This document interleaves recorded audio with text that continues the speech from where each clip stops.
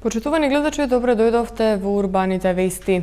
Од Министерството за финансии информираа дека направиле промена на структурата на својата веб страница за поголема транспарентност на јавните финансии. На официјалната интернет страница додаден е посебен одел статистика, во кој лесно достапни се сите поважни информации, како што се извршување на буџетот, јавен долг и долгот на државата, макроекономски индикатори и статистички прилог. Еве што понатаму ќе гледате во вестите. Се отвори Центар за иновации на град Скопје. 30 нови инвеститори ќе имаат можност да купат парцели во Чојлија. Започна реконструкцијата на објектот на Центарот за деца со церебрална парализа. Зошто јавен превоз? Кампања на ЈСП Скопје и Републичкиот совет за безбедност на сообраќајот на патиштата. Општина Ѓорче Петров ќе добие подземни контейнери. Во просториите на граѓанскиот центар на влезот на градската администрација, денеска се отвори нов центар за иновации кој има за цел да работи на истражување и развивање нови решенија за предизвиците со кои секојдневно се соочуваме. Градоначалникот на град Скопје Коце Тријановски Луиза Винтон, постојан представник на UNDP во Република Македонија, денеска го отворија Центарот за иновации на град Скопје, Скопје Лаб. Центарот за иновации е лоциран во објектот на влезот на градската администрација, во просториите на поранешниот граѓански центар. Целта на оваа лабораторија е да работи на истражување и развивање нови решенија за предизвиците со кои секојдневно се соочуваме. Ова е место каде што граѓаните, бизнис заедницата и невладиниот сектор ќе имаат шанса да работат заедно и директно да учествуваат во креирањето на политиките. Градоначалникот на град Скопје Коце Тријановски истакна дека со отворањето на овој центар за иновации, град Скопје ги продолжува активностите за подобрување на комуникацијата и соработката со граѓаните. Сметаме дека со овој центар за иновации ќе се подобри начинот на комуникацијата на градот Скопје со граѓаните и со бизнис заедницата, со оглед на тоа што ќе се применуваат нови, современи алатки и методи при таа комуникација, со тоа што ќе се прават работилници, значи на еден интерактивен начин меѓу граѓаните, бизнис заедницата и работените од градот Скопје, ќе можат да се видат нивните идеи, нивните сугестии, нивните предлози, иновативни и тие да бидат преточени како план и реализација на градот Скопје. Луиза Винтон, постојаниот представник на UNDP во Македонија, истакна дека Центарот за иновации на град Скопје ќе биде место за отворен диалог меѓу вработените во градската управа и пошироката јавност, со цел да се најдат решенија кои ќе ги задоволат потребите и желбите на граѓаните, почитувајќи ги истовремено буџетските ограничувања на градот. Гледате дека ова е навистина еден пријатен простор и интересно уреден со светли бои, меѓутоа уште на почетокот сакам да нагласам дека лабораторијава не е само во однос на просторот, не е само нешто што изгледа убаво. Ова идеја е суштествено демократска, идејата е всушност да се отвори вратата, да можат сите граѓани да дојдат и да учествуваат заеднички со властите на градот Скопје да работат на решавањето на проблемите. Првите два пилот проекти на кои ќе работи Центарот за иновации се справувањето со загадувањето на воздухот и справувањето со отпадот. Покрај Центарот за иновации на град Скопје, UNDP помага во основањето на центри во Ерменија, Грузија и Молдавија. Овој регионален проект е вреден 360.000 американски долари и е поддржан од UNDP и владите на Словачка и Турција. Поради изградба на новото училиште во Капиштец, денеска започна да се реконструира Центарот за дневен престој на 45 деца со церебрална парализа, а по изградбата на училиштето децата ќе бидат сместени во него. Денеска започна реконструкцијата на Центарот за дневен престој за 45 деца со церебрална парализа. Поради изградбата на новото училиште во населбата Капиштец, имаше потреба од дислокација на Центарот за престој на децата со парализа. Овој објект ќе биде нивно катче за престој, рекреација и забава во текот на наредните 2 години. Општина Центар го реализира проектот со поддршка од Министерството за труд и социјална политика и со донација од рафинеријата Окта. Родителите на децата велат дека проектот ги задоволува сите потреби на нивните деца, а особено се горди што проектот сами го направиле. Градоначалникот на општина Центар Андреј Жерновски рече дека ова е многу важен проект за општината. Директна причина за реконструкција е изградбата на новото училиште во Капиштец и затоа мораше да има дислокација на центарот за дневен престој. Но тоа е позитивно, бидејќи децата овде имаат многу подобри услови од просториите каде што се денеска сместени, изјави Черновски. По 2 години кога ќе биде завршено новото училиште, децата од центарот ќе се вратат и ќе бидат сместени во склоп на училиштето, а овој објект кој што ќе биде комплетно и модерно реконструиран ќе прерасне во градинка, бидејќи тоа е повеќе од потребно во овој дел од центар. Општина Ѓорче Петров ќе добие подземни контейнери. Повеќе детали малку подоцна во вестите. Поради големиот интерес од страна на инвеститорите за инвестирање во мултифункционалната зона Чојлија, Општина Петровец донесе одлука да се прошири зоната за нови 30 хектари, со што ќе се овозможи продажба на 30 нови парцели. Во зоната Чојлија некои од објектите кои се изградија веќе функционираат. Дел се во завршна фаза, а дел во почетна фаза на градба. Продолжува изградбата на објекти во мултифункционалната зона Чојлија во општина Петровец, со што општината може да се пофали дека се смета за една од водечките општини по влез на домашни и странски инвеститори и дека се продадени сите 77 парцели во оваа зона.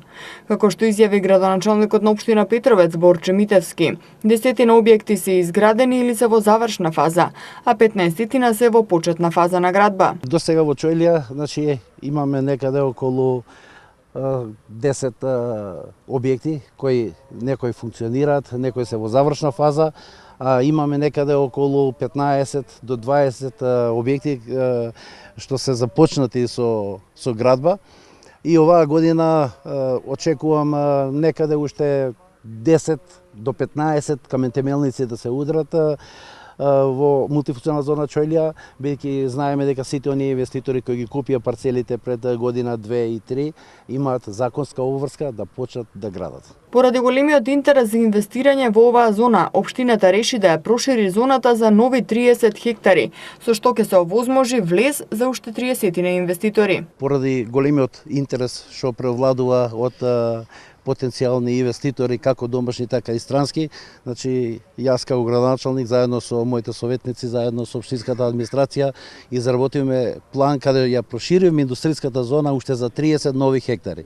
Значи, сега мултифункционалната зона Чојлија, вкупната површина е 230 хектари и некаде очекувам за месец до месец и пол да почнеме со објавување на нови парцели. Значи, мултифункционалната зона Чојлија ќе биде побогата уште за минимум 30 нови инвеститори. Инвестициите кои треба да никнат во мултифункционалната зона Чојлија дополнително ќе придонесат за општина Петровец и за Република Македонија. Со изградбата на нови индустријски капацитети ќе се придонеси и за намалување на невработеноста. Индустријската зона се протага на површина од 195 хектари, а со проширувањето ќе биде на површина од 230 хектари. Лоцирана е на влезот на аеродромот Александар Велики во непосредна близина на автопатот Е75 и на железничката пруга. Инвестирањето во оваа зона и нејзината изградба за општина Петровец значи можност за економски развој, отварање на нови индустријски и други капацитети, како и можност за намалување на невработеноста, а од друга страна тоа значи изголемување на буџетот на општината. Општина Ѓорче Петров заедно со градот Скопје и јавното претпријатие Комунална хигиена ќе гради и ќе поставува подземни контейнери. Ова одлука беше донесена на денешната седница на Советот на општина Ѓорче Петров. Општина Ѓорче Петров на денешната седница на Совет донесе предлог одлука за меѓуопштинска соработка со град Скопје и јавното претпријатие Комунална хигиена Скопје за поставување подземни контейнери. Подземните контейнери општина Ѓорче Петров ги прави заедно со градот Скопје и јавното претпријатие Комунална хигиена, при што секој плаќа по 1/3 од вредноста на овие контейнери. Со поставување на подземни контейнери се нуди подобро решение за одложување на комуналниот отпад. Имаат подобар изглед, отпадот се одложува под земја, при што е исклучена можноста да се расфрла од кучиња или мачки. Општина Ѓорче Петров за оваа намена ќе обезбеди 2.200.000 денари од својот буџет. Кои делови од Скопје утре ќе останат без напојување со електрична енергија ќе погледнете малку подоцна во вестите. на едукативен начин да се информираат граѓаните за нивни придобивки, како придобивките на околината при користењето на јавниот превоз. Има за цел кампањата "Зошто јавен превоз", која ја започна јавното сообраќајно претпријатие Скопје и Републичкиот совет за безбедност на сообраќајот на патиштата. Јавното сообраќајно претпријатие Скопје во соработка со Републичкиот совет за безбедност на сообраќајот на патиштата ја стартуваше кампањата "Зошто јавен превоз". Самата кампања опфаќа повеќе сегменти преку кои граѓаните ќе бидат информирани кои се бенефитите и предностите од користењето на јавен градски превоз. Оваа кампања го опфаќа економскиот, еколошкиот, социјалниот и безбедносниот аспект на секојдневниот живот на граѓаните во градот Скопје, а преку кои ќе се информираат граѓаните и ќе се поттикнат нивните навики на што почесто користење на јавен превоз. Очекуваните ефекти и резултатите од оваа кампања се пред се на едукативен начин да се информираат граѓаните за нивните придобивки, како и придобивките на околината при користењето на јавниот превоз. Студиите кои ги имаат направено познатите светски универзитети покажуваат дека луѓето кои користат јавен превоз до работното место се далеку посреќни од останатите кои користат сопствени возила. Индикациите наведуваат дека времето поминато во автобус е корисно употребено од страна на патниците, со тоа што за време на патувањето може да се дозавршат некои работни обврски, да се чита книга, па дури и да се учи. Покрај тоа значително се намалува и загаденоста на средината каде што живееме, бидејќи споредбено со сите светски анализи, еден автобус кој што може да собере 60 патници, реално заменува од 20 до 30 моторни возила, при што се намалува степенот на загадување за околу 10 пати. Гледано од економски аспект, јавниот превоз е далеку поевтин од превозот со сопствено возило. Покрај потрошувачката на гориво, во овој сегмент мора да се смета и на паркинг места, кои се скапи за секојдневното користење, како и се помалиот број на истите, како последица на зголемувањето на бројот на возила. 3,39 е средната оценка од екстерните испити на државната матура во јунскиот испитен рок, соопшти денеска Државниот испитен центар.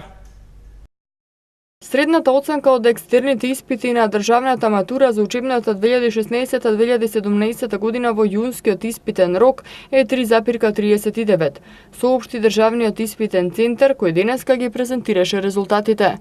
Резултатите од испитите денеска се објавуваат и во училиштата како и електронски на matura.gov.mk. Просечната оценка ќе биде конечна по рокот за поднесување приговори, кој ќе трае од 6 до 10 јули до 15 часот. За испитите во јунската испитна сесија беа пријавени вкупно 16.426 матуранти. Утре без струја ќе останат општините Центар, Карпош и Ѓорче Петров. Регионалниот центар за управување со кризи информира дека струја ќе нема поради закажани технички зафати во електродистрибутивната мрежа. Делови од општините Центар, Карпош и Ѓорче Петров утре во различни временски интервали ќе немаат струја, соопшти денеска Регионалниот центар за управување со кризи. Од 10:30 до 15:30 часот без струја ќе остане булеварот Климент Охридски кај владата на Република Македонија. Од 8:30 до 14 часот дел од улиците Дебарца и Народни херои, а од 8:30 до 9:30 часот улицата Никола Тримпаре, број 8 и број 9, сите во општина Центар. Од 8:30 до 11 часот без струја ќе бидат делови од улиците Крсто Бајќ, Кукушка и нивната непосредна околина, како и делови од улиците Јордан Хаджи Константинов Джинот, Ристо Шишков и Аминта Трети во близина на Министерството за земјоделство. Во општина Карпош од 8:30 до 9:30 часот струја ќе нема дел од корисниците на булеварот Митрополит Теодосиј Гологанов и дел од улиците Јурија Гагарин 6 и Јурија Гагарин 4. Додека од 9 до 14 часот делови од улиците Нерешка, Жданец и Теодосиј Синецки. Од 9 до 11 часот електрична енергија ќе нема во населбата Усие над Стаклара во општина Киселавода, а од 10 до 11:30 часот дел од селото Некиштане во општина Ѓорче Петров. Од 12:30 до 14:30 часот без струја ќе бидат објектите во поранешна Кожарница и Македонски железници. Во општина Газибаба од 10 до 14:30 часот улицата Букурешка од број 31 до број 57 во општина Ѓорче Петров. Следува период на претежно сончево и топло време. Во текот на викендот во попладневните часови ќе има известно зголемување на облачноста. Ќе има и услови за краткотраен пороен дожд со ретки грмежи. Особено повеќе во сабота кон недела. Дневната температура во наредните денови ќе биде во покачување.